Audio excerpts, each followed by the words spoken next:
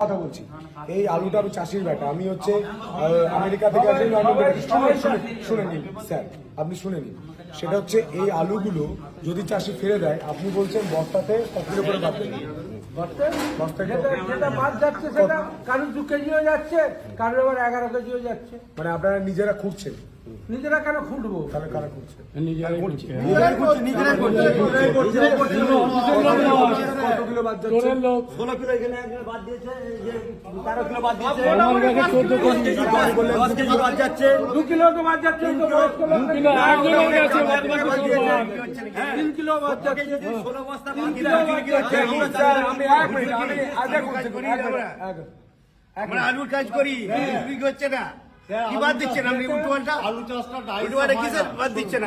আমি একদম এক মিনিট আলুর জগতে আমরা বহুত দিন রয়েছি। এক মিনিট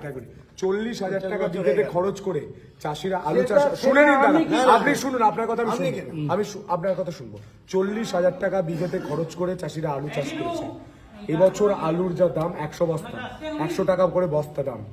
রাজ্য সরকার আমাদের করের টাকায় আলু কিনছে আপনি বাজারে এই আলুটা বিক্রি করতে যান যদি কেউ না কেনে আপনার জুতোটা আমি মাথায় করে নিয়ে ঘুরবো আর যদি কেনে তাহলে আপনি বলুন 1 কিলো বাদ দেবেন না আমাদের যেটা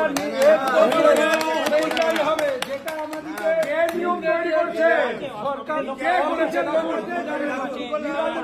কৃষকদের পেটে লাথি মারার জন্য নিয়ম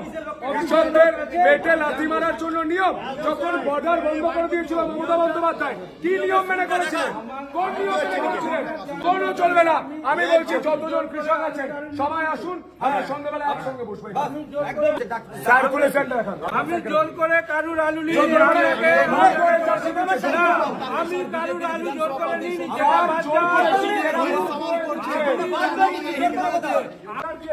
আলু বিক্রি হচ্ছে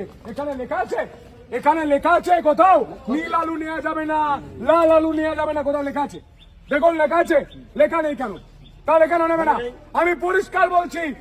সমস্ত তারকেশ্বরের কৃষকরা এখানে আসুন বিকেল 5টা থেকে আমরা এখানে বসে থাকবো ইয়ার কি হচ্ছে